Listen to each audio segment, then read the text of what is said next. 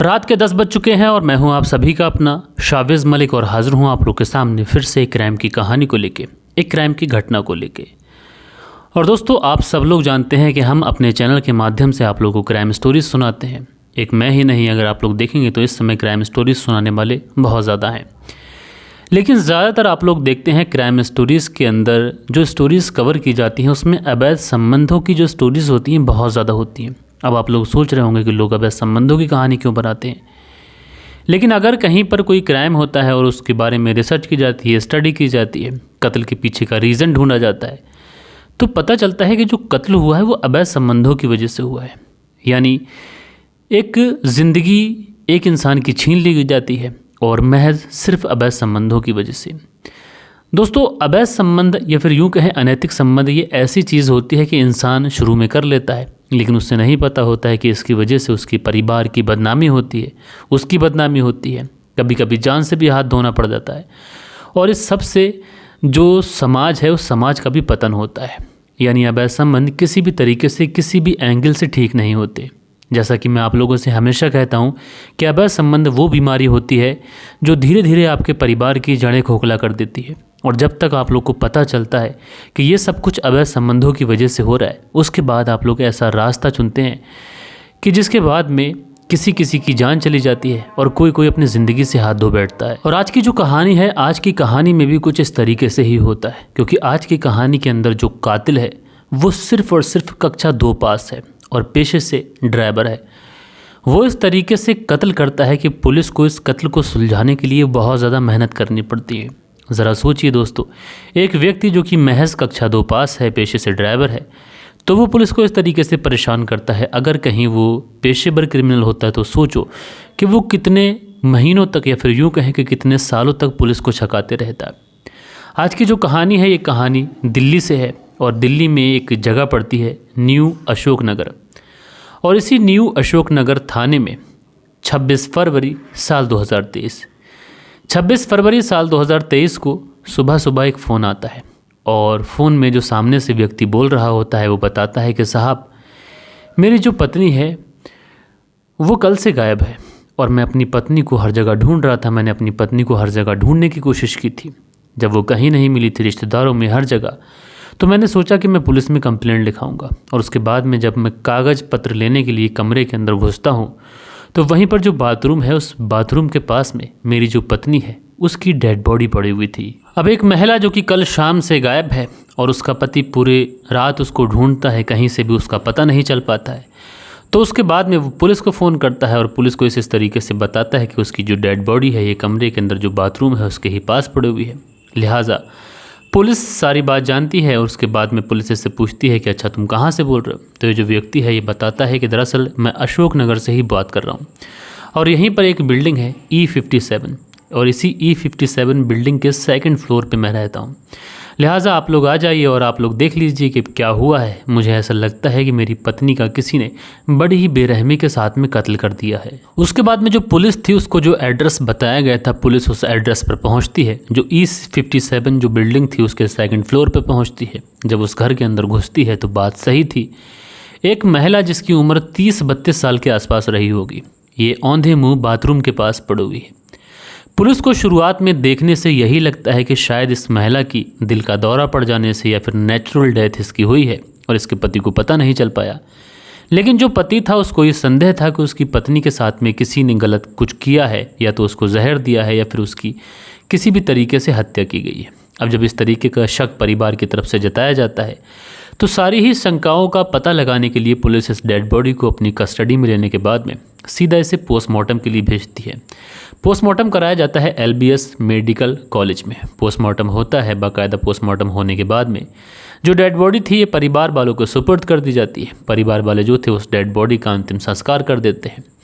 अब पुलिस वाले और घर परिवार वाले वेट करने लगते हैं पोस्टमार्टम की रिपोर्ट का, क्योंकि पोस्टमार्टम की रिपोर्ट से ही ये खुलासा हो सकता था कि इस महिला के साथ में एक्चुअल में क्या हुआ था जिसकी वजह से इसकी मौत हो गई थी। लिहाजा 2 दिन गुजरते हैं। 2 दिन गुजर जाने के बाद में पोस्टमार्टम की रिपोर्ट आती है और उस रिपोर्ट में जो चीज़ें बताई गई थी उससे जो परिवार का शक था वो बिल्कुल सही था। दरअसल जो पोस्टमार्टम की रिपोर्ट आई थी, उस पोस्टमार्टम की रिपोर्ट में ये बहुत क्लियरली मेंशन था कि मरने वाली जो महिला है, मरने से पहले इसके साथ में काफ़ी ज़्यादा हाथापाई की गई, क्योंकि इसके जिस्म के अंदर, इसकी बॉडी के अंदर इंटरनल डैमेजेस मिले हैं। और उसके बाद में पोस्टमार्टम की रिपोर्ट आगे बताती है कि जब इस महिला के साथ में काफ़ी ज़्यादा मारपिटाई कर ली गई, फिर उसके बाद में इस महिला की गला दबाकर हत्या कर दी गई और हत्या करने के बाद में डेड बॉडी को वहीं छोड़ दिया गया। आज जब इस तरीके की चीज़ें पोस्टमार्टम की रिपोर्ट में क्लियरली मेंशन होती हैं तो कहीं ना कहीं अब पुलिस के हाथ पांव फूल जाते हैं, क्योंकि पुलिस को जो मामला नेचुरल डेथ का लग रहा था वो मामला अब मर्डर का आ चुका है। पति को भी संदेह था कि किसी ने मर्डर किया है, लिहाजा जो पति होते हैं जिनका नाम आकाश होता है, ये तुरंत पुलिस थाने पहुंचते हैं और अज्ञात लोगों के खिलाफ हत्या का मुकदमा दर्ज कराते हैं। पुलिस वाले जो थे वो इस मुकदमे को दर्ज करते हैं। मुकदमे को दर्ज करने के बाद में अब पुलिस वाले इस पूरे मामले में छानबीन शुरू करते हैं। पुलिस वाले अपनी पूरी मेहनत से इस केस को सुलझाने की कोशिश कर रहे थे, क्योंकि ये जो मामला था ये इतना ज़्यादा उलझा हुआ था, क्योंकि घर के अंदर ना तो कुछ ऐसी चीज़ें मिली थीं जिससे किसी के ऊपर शक जा सके। लिहाजा पुलिस अपनी छानबीन में कोई भी कसर नहीं छोड़ रही थी। तो पुलिस इस पूरे मामले में सबसे पहले इस पति आकाश के पास ही पहुंचती है और इससे पूछताछ करती है कि किस किस तरीके से तुमने देखा। तो जो पति होता है ये बताता है कि जो मेरी पत्नी है ये ड्यूटी जाती थी, और जो 26 फरवरी वाले दिन की बात है, यानी 25 फरवरी को भी ये ड्यूटी गई थी। मैंने सोचा कि ड्यूटी ही गई होगी, मैं अपने काम में बिजी रहा। शाम को लौट के आया तो पत्नी आई नहीं थी। उसके बाद में मैंने अपनी पत्नी को दर बदर ढूंढा, जब वो कहीं नहीं मिली तो मैंने सोचा कि पुलिस स्टेशन में मुझे रिपोर्ट लिखानी चाहिए। और जैसे ही मैं कमरे के अंदर कागज़ पत्र लेने के लिए घुसता हूँ तो देखता हूँ कि मेरी पत्नी की डेड बॉडी पड़ी हुई है। अब इस बीच में मेरे घर में कौन आया, किसने मेरी पत्नी की हत्या कर दी, इस बारे में साहब मुझे नहीं पता। अब पुलिस वालों के लिए ये बात बड़ी अजीब थी कि एक व्यक्ति है और उस व्यक्ति के ही घर में उसकी पत्नी की हत्या कर दी गई और उसके पति को बिल्कुल भी कानो कान खबर न चली। लिहाजा जो पुलिस थी अब सबसे पहले इस महिला के बारे में जानकारी जुटाना शुरू करती है कि महिला कहाँ आती थी, कहाँ जाती थी, किसके साथ में उठना बैठना था, सारी ही चीज़ों पर अपनी छानबीन करती है। उसके बाद में पुलिस ये पता लगाने की कोशिश करती है कहीं ऐसा तो नहीं कि इस महिला की किसी से कोई रंजिश रही हो, हाल फिलहाल में कोई पैसों का लेन देन रहा हो, या फिर कोई ऐसा किसी से बहुत ज़्यादा नज़दीकी रही हो, दोस्ती रही हो, कहीं ऐसा तो नहीं कि कोई प्यार का मामला हो। सारे ही मामलों में पुलिस अपनी छानबीन कर रही थी, लेकिन एक आध हफ्ते तक पुलिस इस पूरे मामले में छानबीन करती रहती है, लेकिन पुलिस के हाथ कुछ भी नहीं लगता है। अब जब किधर से भी पुलिस को कुछ पता नहीं चलता है तो पुलिस सोचती है कि क्यों ना एक बार फिर से जहाँ पर ये महिला जो थी, जिसका नाम सुनीता था उर्फ सुमन, इसकी हत्या की गई थी, एक बार क्राइम सीन पर जाकर वहाँ के लोगों से, आस पड़ोस के लोगों से पूछताछ करनी चाहिए। क्योंकि शुरुआत में अगर मर्डर होता है, कत्ल होता है, तो उस समय मोहल्ले पड़ोस वाले जो लोग होते हैं वो थोड़ा शौक में होते हैं। धीरे धीरे चीज़ें नॉर्मलाइज होती हैं और उस समय लोगों को ये सोचने समझने का मौका मिलता है कि इस समय उन्होंने यहाँ पर किसी को आते देखा था या फिर जाते देखा था या फिर क्या कुछ हुआ था।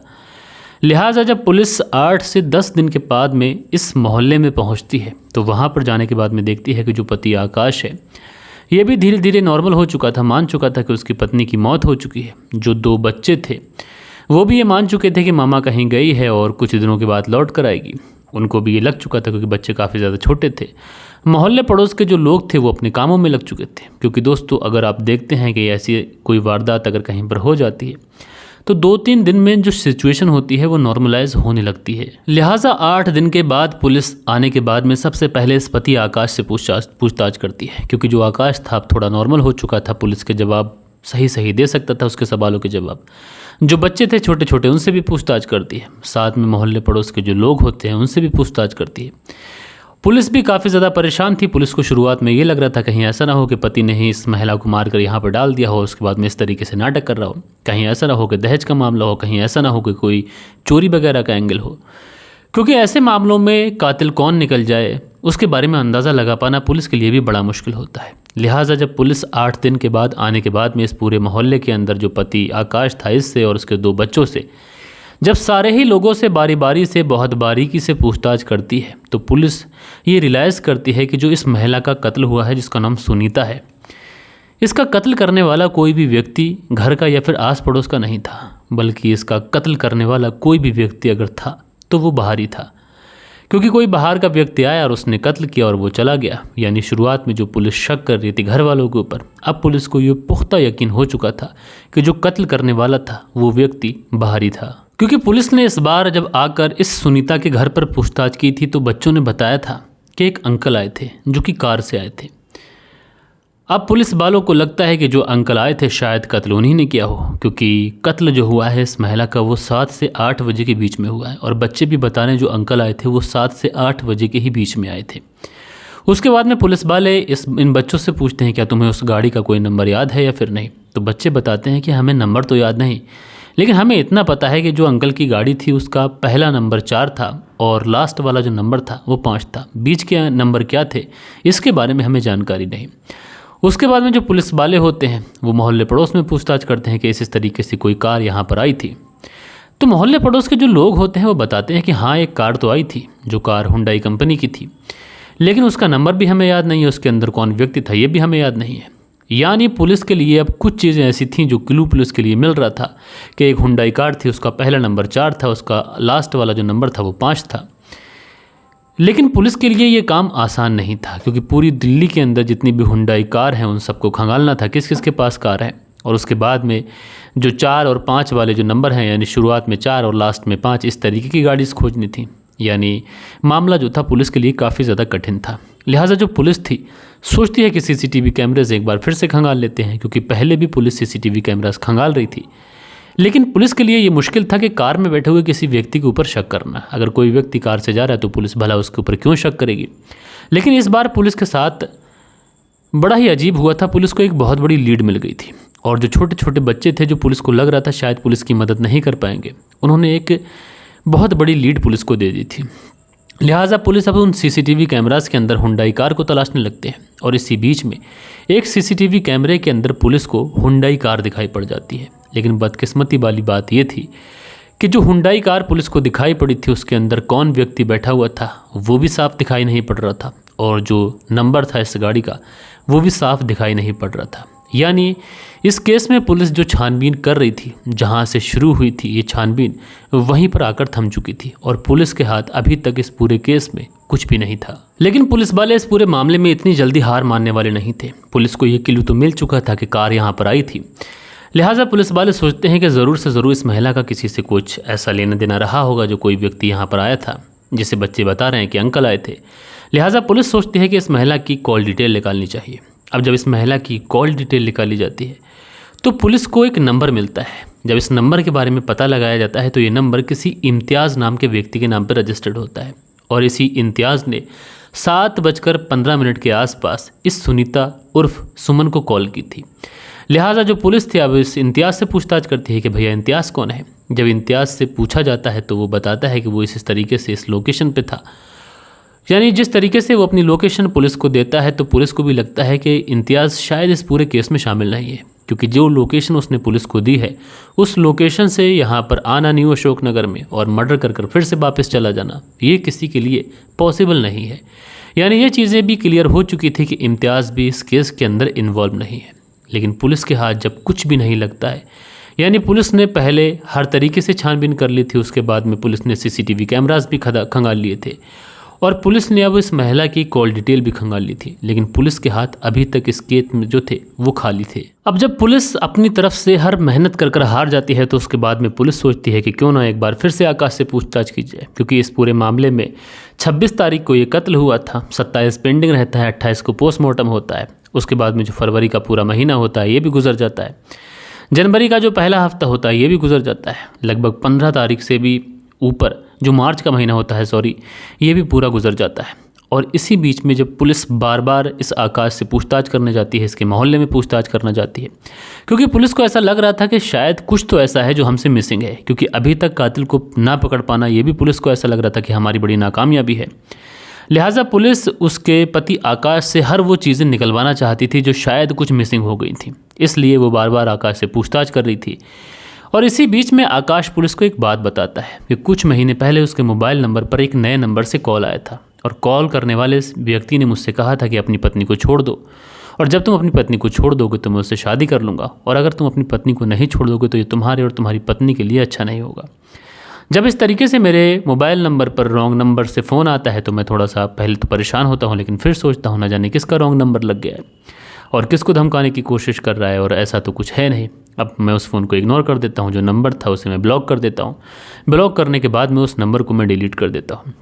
और थोड़ा समय गुजरता है, उसके बाद में मेरे घर के बाहर कुछ पोस्टर लगे होते हैं। उन पोस्टर पे मेरी पत्नी को प्रोस्टिट्यूट बताया जाता है, उसका नंबर भी मेंशन किया जाता है। मैं बाहर जाता हूँ, उस पोस्टर को फाड़ देता हूँ और सारी चीज़ें इग्नोर कर देता हूँ। समय यूँ ही गुजरने लगता है और उसके बाद सारी चीज़ें नॉर्मल हो जाती हैं। बस पास्ट में मेरे साथ में इसी तरीके की 2 घटनाएं हुई हैं और साहब इसके अलावा मुझे कुछ याद नहीं है। अब जब पुलिस इसके पति के द्वारा ये बातें सुनती है तो पुलिस बड़ा अचरज में पड़ जाती है कि इस तरीके से एक महिला का मर्डर हुआ, उसके पति से हम लोग लगातार पूछताछ कर रहे हैं और इतनी बड़ी बात इस पति ने पुलिस से आखिर छुपा के रखी। लिहाजा पुलिस समझ चुकी थी कि जिस व्यक्ति का फ़ोन आया था शायद इस कत्ल के पीछे उसी का हाथ है। पुलिस वाले अब सबसे पहले उस नंबर के बारे में पता लगाया जाता है कि किसके पास से किस नंबर से फ़ोन आया था। अब नंबर इसके मोबाइल में था नहीं, इसलिए पुलिस वाले इसके मोबाइल का CDR निकालते हैं और CDR के थ्रू जो नंबर था वो नंबर मिलता है। अब इस नंबर के बारे में पता लगाया जाता है कि भैया ये नंबर किसका है, तो ट्रू कॉलर पर इसकी जो आईडी है वो SH नाम से रजिस्टर्ड थी। लिहाजा पुलिस वाले बड़ा परेशान होते हैं क्योंकि कोई पूरा नाम लिखा हुआ नहीं था। अब SH कौन है, और उसके बाद में उसके पास होंडा एक्सेंट कार है, उसका नंबर लास्ट में 4 है और लास्ट में शुरू में 4 है और लास्ट में 5 है। लिहाजा पुलिस वाले अब इसमें बड़ी मेहनत करते हैं, बड़ी मशक्क़त करते हैं, तो आखिरकार पुलिस को एक बहुत बड़ी लीड मिल जाती है और पुलिस को पता चलता है कि ये जो नंबर है ये किसी शिव शंकर मुखिया के नाम पर है। अब जब शिव शंकर मुखिया के बारे में पता चलता है तो पुलिस सीधा पहुंचती है और शिव शंकर मुखिया को उठाती है। उठाने के बाद में सीधा पुलिस थाने लेके आती है। अब शुरुआत में तो शिव शंकर मुखिया ये समझ रहे थे, पता नहीं उन्हें पुलिस ने किस मामले में उठा लिया, उन्हें तो कुछ समझ ही नहीं आ रहा है। अब पुलिस वाले भी ज़्यादा इस मामले में एंटरटेन करते नहीं हैं। सीधा इसे पुलिस थाने लाने के बाद में इसे फ्रंट सीट पर बैठाया जाता है और फ्रंट सीट पर बैठाने के बाद में जब इससे पूछताछ की जाती है तो शुरुआत में तो ये पुलिस को इधर उधर घुमाने की कोशिश करता, लेकिन पुलिस बखूबी समझ चुकी थी क्योंकि सारे सबूत इसके खिलाफ थे। पुलिस इससे पूछती है कि तुम सुनीता उर्फ सुमन को जानते थे, तो साफ इनकार कर देता है, लेकिन पुलिस को ये पता था कि जितने भी सबूत हैं वो इसके खिलाफ हैं। लिहाजा पुलिस 20 से 25 मिनट इसकी मेहमान नवाजी करती है, इसकी खातिर तवाज़ो करती है अपने पुलिसिया अंदाज में। तो उसके बाद ये जो था पुलिस के सामने टूटता है शिवशंकर मुखिया और उसके बाद में एक कहानी सुनाता है, और जो ये कहानी सुनाता है वो ऐसी कहानी होती है जिसे सुनने के बाद में पुलिस वालों के भी पांव तले से ज़मीन खिसक जाती है। दरअसल शिवशंकर मुखिया जो होता है वो पुलिस को बताता है कि मेरी मुलाकात इस सुनीता से 3 साल पहले हुई थी। मेरा और सुनीता का एक कॉमन फ्रेंड था और वो कॉमन फ्रेंड सुनीता और इस शिवशंकर मुखिया की मुलाकात करवा देता है। मुलाकात होती है, धीरे धीरे दोस्ती होती है। दोस्ती जब होती है तो घंटों घंटों फ़ोन पे बात होने लगती है।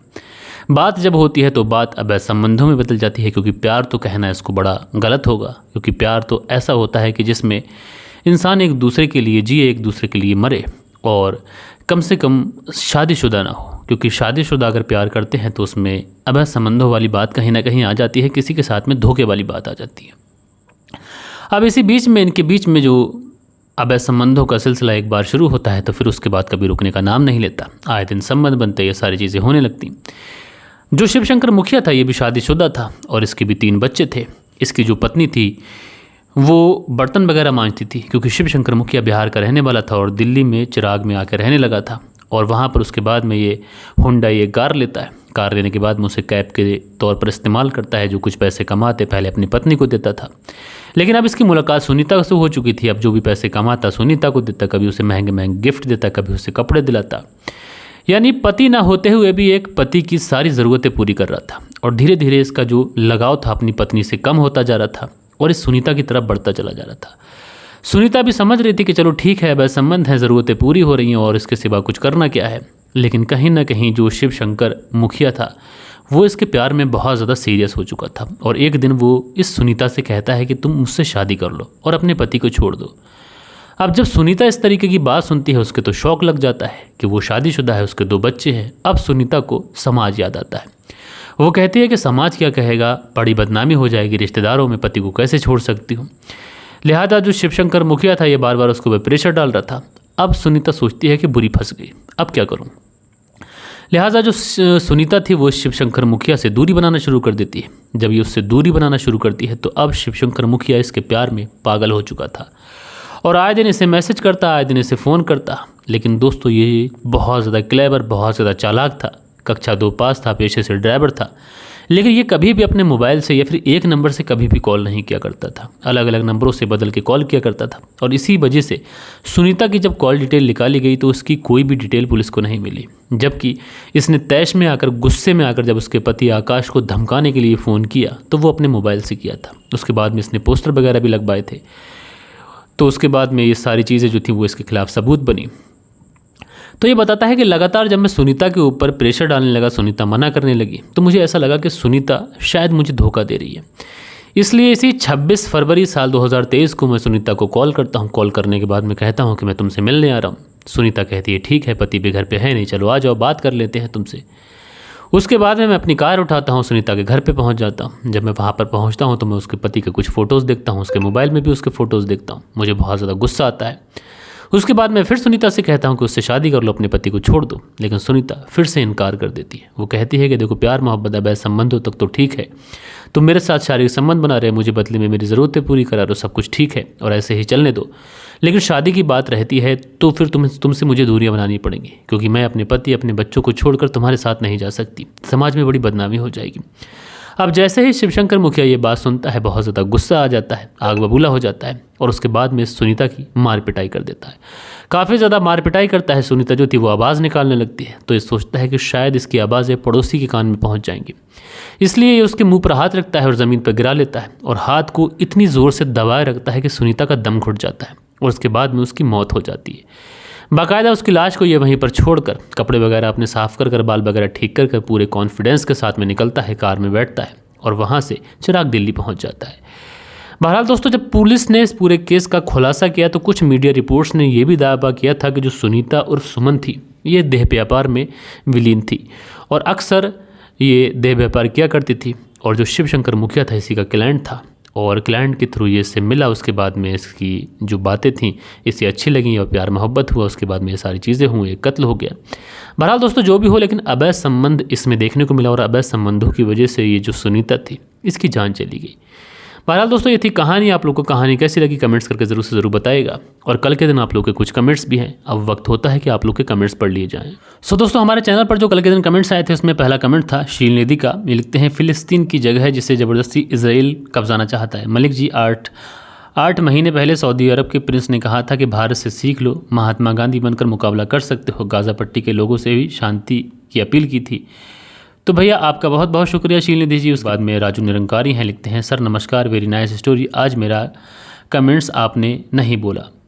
तो राजू निरंकारी जी, आपका कमेंट्स मैंने मिस कर दिया हो सकता है गलती हुई हो और माफ़ी चाहता हूं मैं आपसे। उसके बाद में शरीफ अहमद हैं, लिखते हैं, आपको लेटेस्ट न्यूज़ देने का जो तरीका है ये बहुत पसंद आया, कीप इट अप। तो शरीफ अहमद जी आपका बहुत बहुत शुक्रिया। उसके बाद में मीट बेदी हैं, लिखते हैं, भैया आजकल प्यार इंटरनेट से स्टार्ट होता है और एंड जो है वो ओयो में होता है। आपकी कहानी सुनाने का जो तरीका है ये बेहद ही अच्छा है। तो आपका बहुत बहुत शुक्रिया मीत वेदी जी। उसके बाद में अगला जो कमेंट्स है ये मुजाहिद हैं, ये लिखते हैं, मलिक भाई मर्द कितना ही बेरहम हो गया है, काफ़ी दर्द देती हैं ऐसी स्टोरी। मेरा मानना है कि प्यार करना तो ठीक है, इससे लोगों में जो सारी चीज़ें हैं वो ठीक हैं, लेकिन शारीरिक संबंध बनाना और वो बहुत ही अफसोसनाक होता है। मुजाहिद हबीब, कासगंज, उत्तर प्रदेश से। तो मुजाहिद हबीब जी आपका बहुत बहुत शुक्रिया। हारिस अंसारी हैं, लिखते हैं, बहुत अच्छी कहानी है। अब्दुल मन्नान अंसारी, बल्ला, शीरपुर डिस्ट्रिक्ट, बिजनौर, यूपी से। तो भैया अब्दुल मन्नान जी आपका बहुत बहुत शुक्रिया। उसके बाद में मुन्नास हैं, अपना हार्ड बनाते हैं भैया, शुक्रिया। सुरेंद्र कुमार हैं, लिखते हैं, नमस्ते मलिक भाई साहब, नाइस स्टोरी। सुरेंद्र कुमार, श्री विजयनगर, राजस्थान से। तो आपका बहुत बहुत शुक्रिया। राजू मुलानी हैं, लिखते हैं, राजू मुलानी, सोलापुर, महाराष्ट्र से। मलिक भाई उस लड़के ने गलत किया, उसकी गलती है, उसे तुरंत नज़दीकी हॉस्पिटल में पहुंचना चाहिए था। तो राजू मुलानी जी आपका शुक्रिया। सुनील त्यागी जी हैं, लिखते हैं, नमस्कार मलिक भाई साहब, रेणु सुनील त्यागी, शहना बुलंदशहर से। तो आप दोनों पति पत्नी का बेहद शुक्रिया। कुंदन पाल जी प्रणाम करते हैं, तो भैया आपका शुक्रिया। साजिद जी लिखते हैं, एक्सप्लेन, तो भैया आपका बहुत बहुत शुक्रिया। अशफाक अहमद हैं, लिखते हैं, अस्सलाम वालेकुम भाई, खैरियत से हैं आप? मैं भी कुवैत में हूं और ऐसा नहीं है कि 15 मिनट के टाइम सही है, टाइम कम करो, इंशाअल्लाह कामयाबी मिलेगी, टाइम कम करो प्लीज़ प्लीज़, अल्लाह हाफिज़। तो अशफाक अहमद जी, टाइम कम करने की बात नहीं है, लेकिन कभी कभी ऐसा होता है कि कुछ स्टोरी काफ़ी ज़्यादा डिटेल में होती हैं और उसमें कुछ इतना सब कुछ होता है, पुलिस की इन्वेस्टिगेशन, तो स्टोरी लंबी रहती है और कभी कभी स्टोरी छोटी भी होती है। तो ये स्टोरी पे डिपेंड करता है, मेरे समय कम करने से कुछ नहीं होगा। उसके बाद में कानिया गुरुल हैं, लिखते हैं, सूरत की सूरत ही बदल दी, नीचे का जलालपुर का जलाल।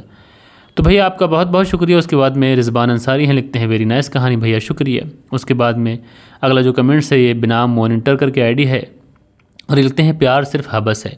उसके बाद में नारायण कुमार हैं, लिखते हैं इसमें गलती किसी की नहीं है भैया, आपका शुक्रिया। उसके बाद में अशफाक अहमद हैं, लिखते हैं भाई मुझे 15 साल से बहुत नंबर याद हैं। तो बहुत अच्छी बात है कि आपको कुछ नंबर याद हैं। ए चौधरी हैं, लिखते हैं आपका कहानी सुनाने का जो अंदाज़ है बेस्ट है, दुआओं में याद रखना। तो ए चौधरी जी आपका बहुत बहुत शुक्रिया, हमेशा की तरह एक बेहतरीन कमेंट्स। उसके बाद में अगला जो कमेंट्स है इसे प्यार नहीं कहते और ये जो है बदनाम मत करो प्यार को, इनका नाम है बिनाम एंटरटेनमेंट करके आईडी है, बिनामो एंटरटेनमेंट। तो भैया आपका बहुत बहुत शुक्रिया। दिल बहादुर सिंह है, लिखते हैं इसमें लड़के की गलती है, टाइम में इलाज करता तो लड़की बच जाती। Thank you mister Malik. तो दिल बहादुर सिंह जी आपका बहुत बहुत शुक्रिया। डॉक्टर सिद्दीक अहमद हैं, लिखते हैं सपने देखना अच्छा है मगर सपने हकीकत में बदल जाएं ये ज़रूरी नहीं। बहुत अच्छी बात कही आपने सिद्दीक अहमद जी, आपका बहुत बहुत शुक्रिया। खान खान है, लिखते हैं नवासरी नहीं नबसारी है। तो भैया आपका बहुत बहुत शुक्रिया खालिद भाई। उसके बाद में अगला जो कमेंट्स है ये मदन बिहाबत करके आईडी है, लिखते हैं लड़कियों को जो चीज़ें हैं वो लड़कियां जो हैं वो भी कम नहीं होती। तो भैया आपका अपना नज़रिया है, आपका शुक्रिया। एक इमरान है, लिखते हैं मुझे तो 5 नंबर याद हैं, अम्मी पापा, मेरे हस्बैंड, मेरे भाई और एक मेरा फ्रेंड का बस। तो इमरान जी अच्छी बात है कि आपको 5-6 नंबर याद हैं। खान खान है, लिखते हैं मुझे भी 5 नंबर याद हैं। तो भैया शुक्रिया। उसके बाद में मोहम्मद यासीन है, लिखते हैं मुझे 10 से 12 नंबर याद हैं। तो भैया आपका बहुत बहुत शुक्रिया। मोहम्मद शारिक हैं, लिखते हैं गलती इंसान से होती है, कंडीशन में इंसान डर जाता है, बहुत ज़्यादा सही करेक्ट बात नहीं कर पाता। मेरे फ़ोन में जितने भी कॉन्टैक्ट हैं मुझे 80% याद हैं बिना देखे। तो भाई ये बहुत अच्छी बात है। उसके बाद में अगला जो कमेंट्स है ये बिनामो एंटरटेनमेंट करके है, लिखते हैं इसराइल ने 7 अक्टूबर को जो हुआ था उसमें मासूम लोग नहीं थे, एक तरफा बातें ना करें। तो बिनामो एंटरटेनमेंट जी मैंने सिर्फ निर्दोष लोगों की बात की है, इसराइल या फिर गाज़ा फ़लस्तीन के लोगों की बात नहीं की है, मैंने सिर्फ निर्दोष लोगों की बात की है। उसके बाद में सन्नी मेहरा है, लिखते हैं शाबिद जी क्या हुआ, नमस्ते आदाब को सत श्री अकाल जो है वो आप करना भूल गए। तो सन्नी मेहरा जी आपका बहुत बहुत शुक्रिया। और मैं अगर आप मेरी शुरू से कहानी देखेंगे तो मैं कोशिश करता था लेकिन मैं बोल नहीं पाया, लेकिन कमेंट्स पढ़ता हूँ जिसमें नमस्ते भी हो जाता है, अस्सलाम वालेकुम भी हो जाता है, सत श्री अकाल भी हो जाता है।